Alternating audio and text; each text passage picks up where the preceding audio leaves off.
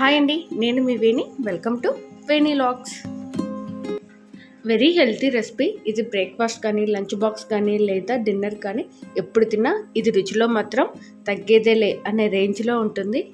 అంత బాగుంటుంది. Very light weight food అండి. ఎవరైనా డైట్లో ఉన్నవారు ఎప్పుడైనా కొంచెం లైట్ వెయిట్గా ఫుడ్ తినాలనిపించినప్పుడు వెజిటేబుల్స్తో అటుకులు ఉప్మా తయారు చేసుకొని హ్యాపీగా, హెల్తీగా, టేస్టీగా తినేయండి. ఈ రెసిపీ ఎలా చేయాలో చూద్దామా మరి. నేను ఇక్కడ 200 గ్రామ్స్ వరకు అటుకులు తీసుకున్నాను. తర్వాత వీటిని వాటర్లోకి యాడ్ చేసుకోండి. ఒకసారి వీటిని బాగా కలుపుకోండి. తర్వాత ఇది పర్ఫెక్ట్గా సోక్ అయిందా లేదని ఒక అటుకు తీసుకొని ఇలా చేతి వేళ్ళతో ప్రెస్ చేస్తూ చెక్ చేయండి. ఇది మధ్యలోకి కట్ అయిందండి అంటే మనకి పర్ఫెక్ట్గా సోక్ అయిందని అర్థం. ఇలా రెండు చేతులతో కొన్ని అటుకులు తీసుకొని ఈ విధంగా మెల్లగా ప్రెస్ చేస్తూ ఇందులో ఉన్న వాటర్ అంతా కారిపోయే విధంగా చూసుకోండి.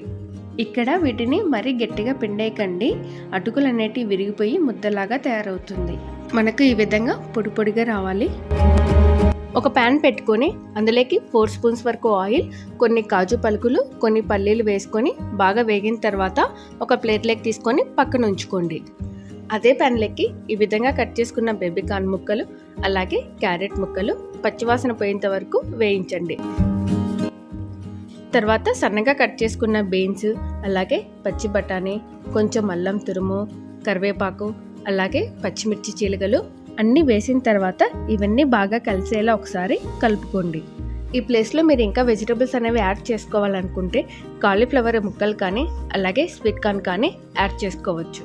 ఈ విధంగా బాగా వేగిన తర్వాత ఉల్లిపాయ ముక్కలు, అలాగే కొంచెం సాల్ట్, చిటికెడు పసుపు, అలాగే ఇక్కడ ఉల్లిపాయలు అనేవి ఎక్కువగా ఫ్రై చేయొద్దండి. కొంచెం పచ్చిగా ఉంటేనే బాగుంటుంది.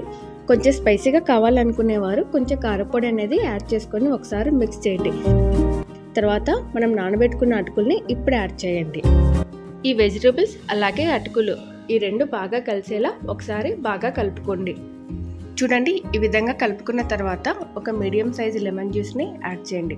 అలాగే సన్నగా తురిమిన కొత్తిమీర, మనం వేయించి పక్కన పెట్టుకున్న కాజు పల్లీలు కూడా ఇప్పుడు యాడ్ చేసుకోండి. ఒకసారి మళ్ళీ బాగా కలుపుకోండి. ఇప్పుడు ఒక సర్వింగ్ ప్లేట్ తీసుకొని అందులోకి సర్వ్ చేసుకోండి. అంతే అండి, వెజిటబుల్స్తో అటుకుల ఉప్మా అనేది తయారైంది. పిల్లల నుంచి పెద్దల వరకు ఎంతో ఇష్టంగా తింటారు. పిల్లలకి లంచ్ బాక్స్గా కూడా పెట్టచ్చు. Very tasty and very healthy recipe అండి. మీరు కూడా ఒకసారి ట్రై చేయండి. మీకు ఆ రెసిపీ ఎలా వచ్చిందో నా కామెంట్ బాక్స్లో కామెంట్ చేయండి. మీకు నా వీడియోస్ నచ్చినట్లయితే లైక్ చేయండి, షేర్ చేయండి, కామెంట్ చేయండి అండ్ సబ్స్క్రైబ్ చేయండి. Thanks for watching.